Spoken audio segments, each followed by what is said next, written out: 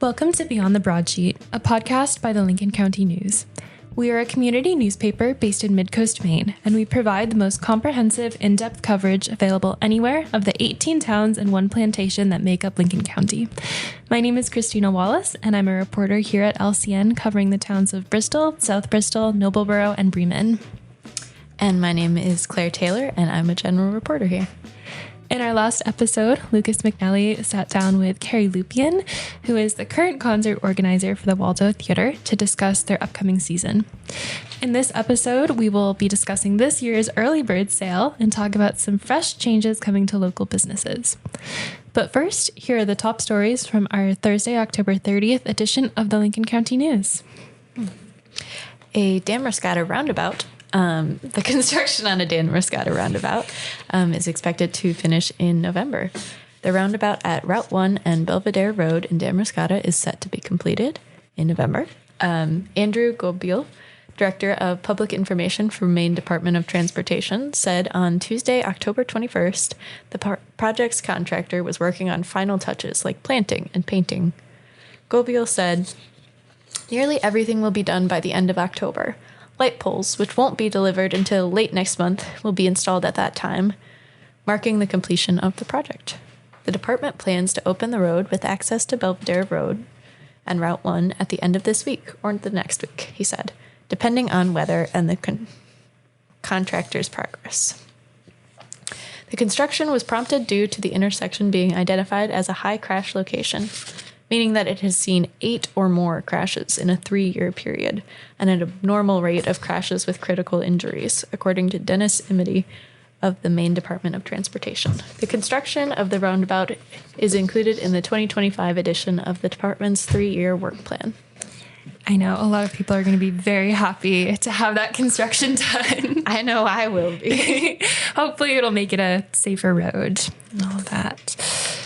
In news out of Jefferson, residents of Jefferson will consider whether to validate the proposed education budget during the referendum election on Tuesday, November 4th, the town's third attempt at passing an education budget for the 2026 fiscal year.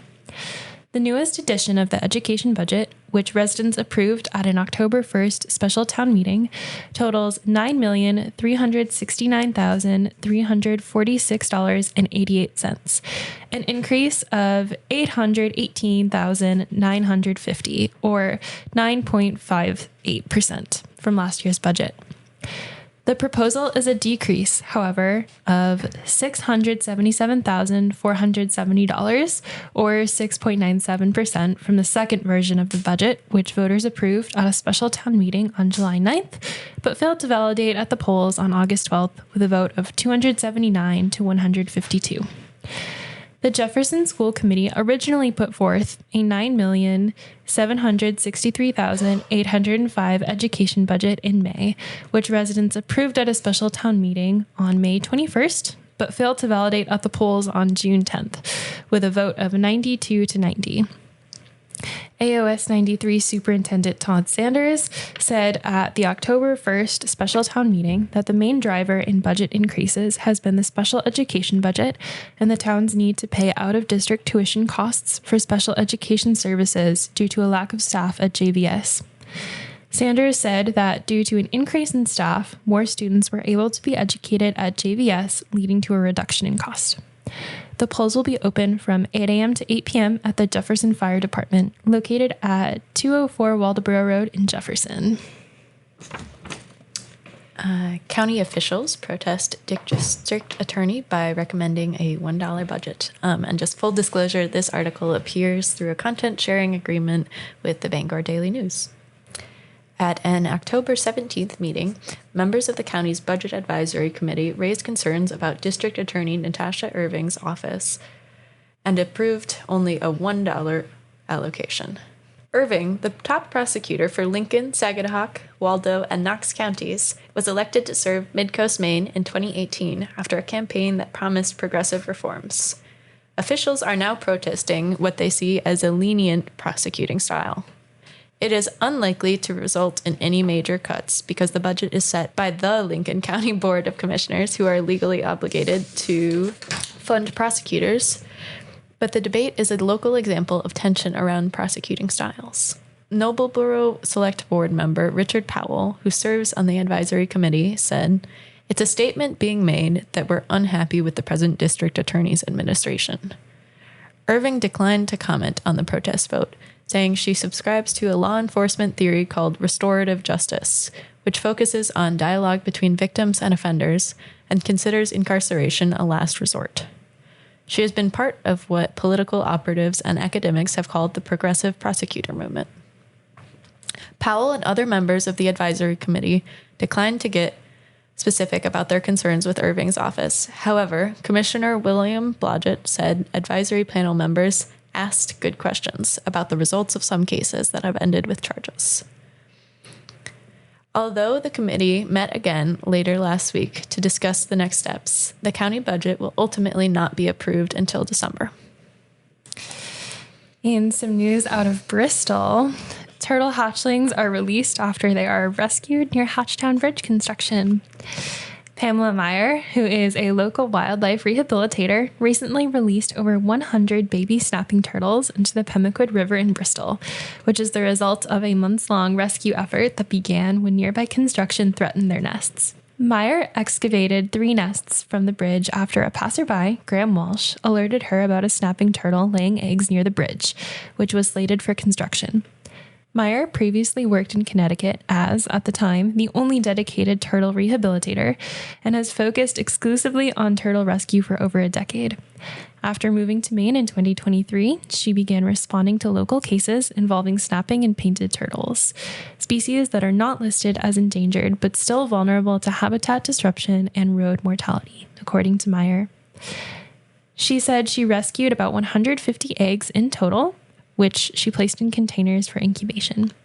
The first release took place on September 13th with the help of volunteers, and a smaller release took place on October 2nd for the hatchlings that took longer to develop. Meyer said she hopes the release of the hatchlings can raise awareness about Maine's native turtles. To learn more about turtle rehabilitation or to report a turtle in need of rescue, go to theturtlesback.org. That's one of those feel-good news stories. Yes, it was very cute. And if you want to see pictures of adorable baby snapping turtles, definitely check out the article.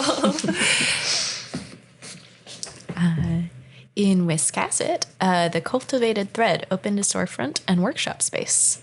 After more than 5 years of selling products online and at local shops, the Cultivated Thread in Wiscasset opens its new storefront on October 4th.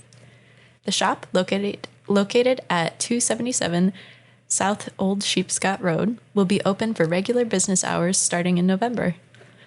Owner Hillary Crowell began her business by weaving and selling towels, rugs, and other products, mostly online. After securing grant funding, Crowell has renovated the barn attached to her South Old Sheepscot Road workshop into a storefront for customers to browse her handcrafted offerings. In addition to barn renovations, grant funds allowed Crowell to purchase 4 looms to be used specifically for weaving classes. The Cultivated Thread storefront will be open for holiday shopping starting on Thursday, November 6th. The business will be open from 1 to 7 p.m. Thursday and Friday, and 10 a.m. to 4 p.m. Saturday. The Cultivated Thread will close for the winter on Saturday, December 20th, and reopen in the spring when Crowell plans to start offering classes. For more information, go to thecultivatedthread.com or find the business on Facebook or Instagram. For our character of the county this week, kindness and caring always works for Juanita Rushdie. Rushdie founded the Friends of Hog Island, a nonprofit dedicated to supporting the legacy and conservation programs of the Audubon Camp at Hog Island. She navigated the legal legwork and drew up a business plan for the camp. Before founding the nonprofit, she was an avid camper of the island who enjoyed birdwatching. She went on to take an active role volunteering at the Audubon Camp for more than 9 years.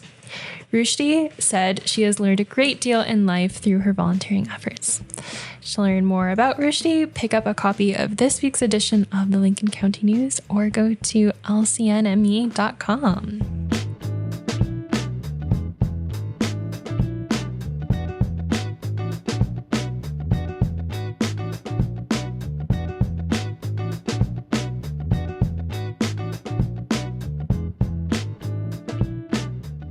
All right, so in this edition of the paper, we had our big early bird special. The early bird sale begins in the pre-dawn hours of Saturday, November 1st. A seasonal tradition dating back to the 1980s, the local sale is typically a festive affair as merchants welcome customers with refreshments, prizes, and sometimes some pretty hefty discounts. Although the 2020 COVID-19 pandemic forced merchants to adapt by curtailing participation or extending sale hours throughout the day, in recent years the sale has largely returned to its traditional morning hour emphasis. This year, some vendors like Damariscotta Merchants Simmons Seafood Market and Jan Kilburn Gallery continue to offer specials all day long. Others, like Supplies Unlimited in Damariscotta and Louis Doe's Home Center in Newcastle, focus on the early aspect, offering discounts and specials only during the morning hours. Although by the time you're listening to this, the sale will be over, there are still several businesses in the area who have undergone some fresh changes, and we're going to be talking about them today because they were featured in our Early Bird special. And the first of those businesses that we'll be discussing today is the Nobleboro Village Store. The new owners of the Nobleboro Village Store, located at 255 Center Street, are focusing on food, family, and community connection. Manager Nurul Rahman co-owns the store with his relative Nessa Ahmad and Kaishi Abdin, and said the group brings 3 decades of experience in convenience and food service to their venture. The family also owns Market 27 in Wiscasset and are looking to bring menu items from that location to Nobleboro. Rahman said they pride themselves in their food offerings and work to provide quality, fresh food to customers. They are also looking to upgrade their interior, Rahman said. Little by little, we're trying to expand inside. We've been putting in new coolers and adding more grocery items so nothing will be short. Rahman said he hopes the store will be an inviting place for the community. Nobleboro Village Store is open 6 a.m. to 7 p.m., 7 days a week. For more information, you can find them on Facebook or call 563-5339. I drive past them on my way to work every day, so it was so cool to go in and talk to them and find out more about their business. That's great. Which was awesome. In a business out of Damariscotta, Rue 77's management is focusing on local connections and inclusivity. The new management team is shaping the cafe's future with a clear focus on inclusion and local connections. Jack and Lady Frecker, owners of the River House in Damariscotta, took ownership of the cafe in August of this year. The Freckers continued the European-style legacy of the cafe while also broadening the menu to include healthy homemade food. The Freckers recruited their longtime friend, Paolo Albertoni, who serves as the general manager at the cafe. Albertoni works alongside Koala Largus, who has worked at Rue 77 since March to implement changes. One of the first steps under new management has been a renewed commitment to sourcing products locally. The team also plans to bring more baking in-house, both to expand their menu and to make prices more accessible for customers. So one of the first things that they're doing in all of this is they're using solo pane for all of their fresh bread, which is super exciting. It was really cool to go in there and talk to them and, see all of the fresh changes that they're trying to make. They said that they're not trying to make any jarring changes, but they want to just expand and invite the community in. Albertoni said the cafe aims to be a welcoming place for everyone, saying he hopes they can be not just a cafe that sells coffee and pastries, but a space where people can gather, talk, and feel at home. And he said that he doesn't want people to feel like they're pressured into buying anything, but have the space be a very important part of the community and just a very welcoming space for everyone involved. So I hope you go check them out. And yeah. That's wonderful. I might have to walk down there and get a cup of coffee today. Absolutely. Also in Damariscotta, the Coastal Car Wash of Damariscotta upgraded their wash system. And so following some upgrades, Coastal Car Wash and Detail is leaving cars extra squeaky clean. The Damariscotta location recently installed a new car wash system and is using new chemicals for a better scratch-free wash. Derek Harold, who owns the business with his wife, Terry Harold, said the old wash was due for an upgrade after its 30 years in service. The laser wash, the new one, sprays an alkaline pre-soak, which helps loosen dirt and other grime before a high-pressure rinse. The system sprays instead of using brushes or paddles to clean cars, which Harold notes will make for fewer scuffs.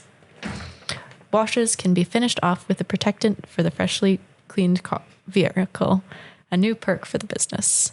Harold said the new wash will be a lot more efficient and more beneficial for customers. That's really exciting. They have some new equipment in, and yeah. So those were the 3 biggest businesses in the area that underwent some pretty significant changes this year. So we definitely hope that you'll go check them out. It was definitely very fun to be able to go interview them and talk about all of the fresh ideas that they're bringing to the table. In the insert in our early bird special, we have a very cool article by Sarah Masters, and it's 150 years of shopping Lincoln Block. Damariscotta's Main Street has been the spot to shop for 15 decades, which is a very long time. No kidding. Many of the buildings date back to the quick growth period following the Civil War. The Lincoln Block began to take shape in May of 1875 and continued through the summer and fall. By Christmas of 1875, customers were flocking to the Lincoln Block for their fancy goods and gifts. Holiday shoppers would find special bargains on black silk, cashmeres in a variety of shades, camel hair suits, and American plain, and fancy beaver pelts with braids, fringes, silks, and furs trimming to match. To learn more about how Lincoln Block developed, pick up a copy of this week's paper or visit us online at lcnme.com. It's really cool to hear about how historic the downtown of Newcastle and Damariscotta is. The buildings are really old, but I never really realized how old they were until reading this, which was really cool. It is wild to think that we're walking around buildings or walking by buildings that have been around since just after the Civil War. Yeah, which is wild. And they're so well maintained too. Like the buildings Really, are gorgeous. Thank you for listening to Beyond the Broadsheet, a podcast by the Lincoln County News.